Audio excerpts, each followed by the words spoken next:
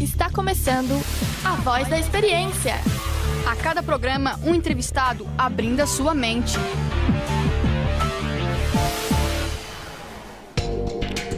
Boa noite. Boa noite. São 7h33, temperatura média na Grande Florianópolis é 18 graus. Hoje entrevistaremos o professor e engenheiro químico Ariovaldo Bolzan. Ele vai falar um pouco de sua trajetória, desafios da profissão, momentos marcantes em sua carreira e muito mais.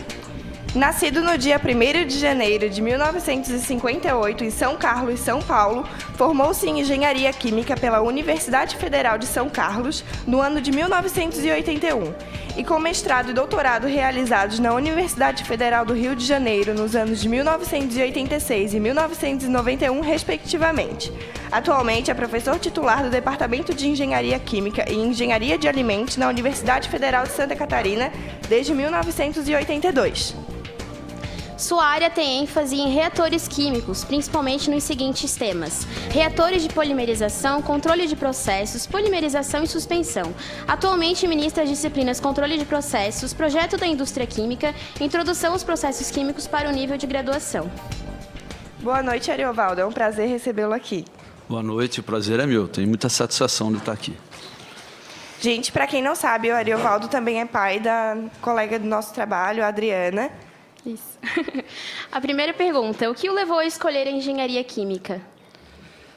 Na verdade, o que me fez escolher engenharia química é que eu gostava muito de química, né? Então, em função de gostar muito da química, eu fui para a engenharia química. Depois a gente descobre que são áreas um pouco diferentes, mas o que motiva a maioria das pessoas a escolher engenharia química é para quem gosta de química. E aconteceu isso comigo também. E dentro da área da engenharia química, quais são os projetos que você está atuando no momento? Então, dentro da Universidade Federal, nós temos dois papéis muito importantes. Primeiro é a formação das pessoas, né? Então, nós formamos alunos de graduação, de mestrado, doutorado, e nós procuramos fazer os projetos de pesquisa, de desenvolvimento. Então, eu particularmente trabalho muito com os polímeros, principalmente o isopor, que a gente conhece, isopor, que é o poliestireno expansível, que é um produto mundialmente usado e que tem um problema de reciclagem. Então, nós estamos trabalhando há muito tempo na reciclagem do isopor. Esse é o grande projeto do meu laboratório. Lembrando que estamos ao vivo pelo canal do YouTube Sintonia do Rádio e também pelo Facebook Sintonia do Rádio. Acompanhem a nossa transmissão. Como funciona para obter a verba e financiar os seus projetos? Então, há duas verbas para financiamento de projeto de pesquisa no Brasil. A verba pública, quando você submete um projeto a um órgão público, tipo CNPq, FINEP, CAPES, então você submete o projeto, aí os revisores e pessoas técnicas desses órgãos avaliam se o projeto tem mérito, ele libera o recurso para você. E o outro são projetos de interesse de empresa. Então, se a empresa tem interesse, confia no trabalho que você faz, ela financia o teu projeto, para que depois ela tenha um retorno dos processos a ser desenvolvidos, serem implantados na empresa que financiou, evidentemente. E agora, voltando para antes de você iniciar sua carreira, o que fez você sair de São Carlos, São Paulo, para finalizar os seus estudos no Rio de Janeiro, para depois vir aqui para Santa Catarina também? Na verdade, eu saí do interior de São Paulo para ser professor da USC. Né? Em 1982, que eu vim para Florianópolis, quase 35 anos, eu prestei um concurso, me tornei professor da USC e depois fui fazer mestrado e doutorado no Rio de Janeiro. Então, já fui como professor da USC. Para você que já vivenciou muitas situações e oportunidades na profissão, sendo engenheiro, como é trabalhar todos os dias com a mesma profissão? É preciso amar muito o que se faz? Não, você tem que se reinventar a cada ciclo, né? Porque você começa na minha profissão como professor e pesquisador, né? Você começa dando aula.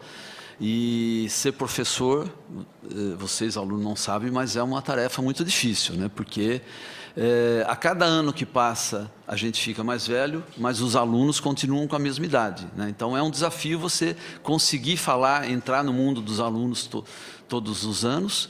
Então você tem que se reinventar. E na profissão de pesquisador, você tem que estar estudando sempre, né? Porque você tem que fazer coisas novas como pesquisador. Você não vai fazer o que já foi feito por alguém. Esse é o grande desafio, é conseguir estar na fronteira do conhecimento. A gente já viu aqui que você tem uma rotina bem corrida, você como pesquisador, como professor. Então, como você faz para separar a sua vida pessoal e a sua vida do trabalho? A gente aprende com o tempo, né, a separar. Evidentemente que a profissão de professor e pesquisador demanda uma atividade muito grande dentro da universidade e fora dela, nos órgãos financiadores, porque na medida que você tem experiência, esses órgãos te chamam para avaliar projetos de outras pessoas, até de fora do Brasil, né, de fora do...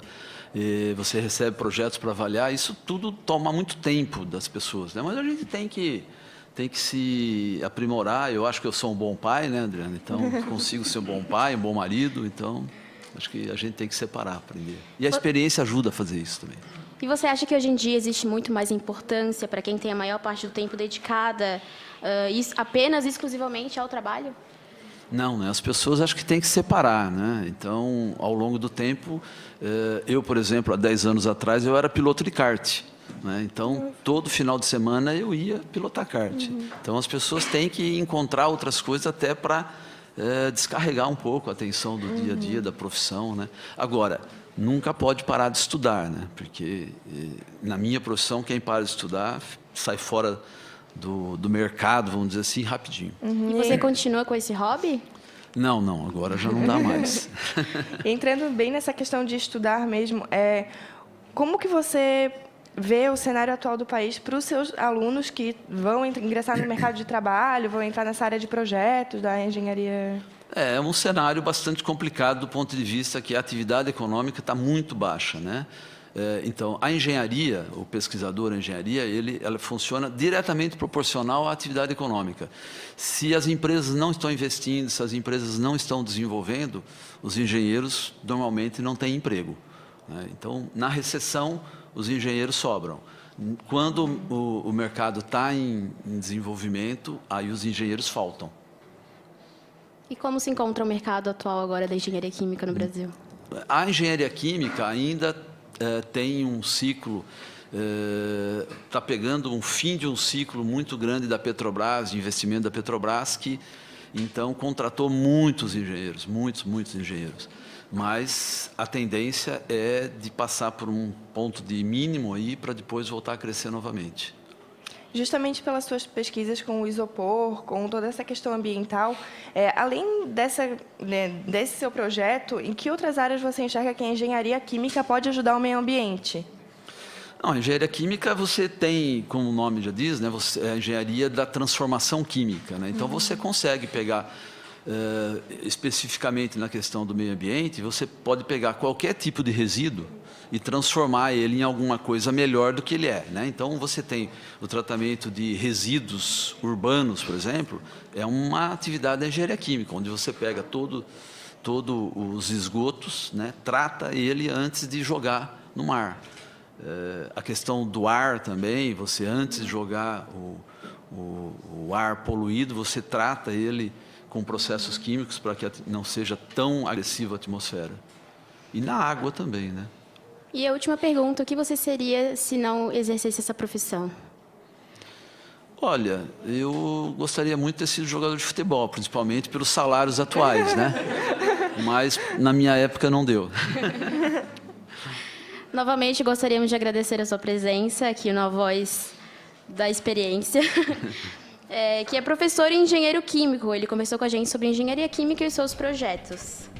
Muito obrigado pelo convite e espero ter ajudado vocês. Muito obrigado. Agora são 7h41. Temperatura média de 19 graus na Grande Florianópolis. E nosso boa noite a todos. Até a próxima. Boa noite.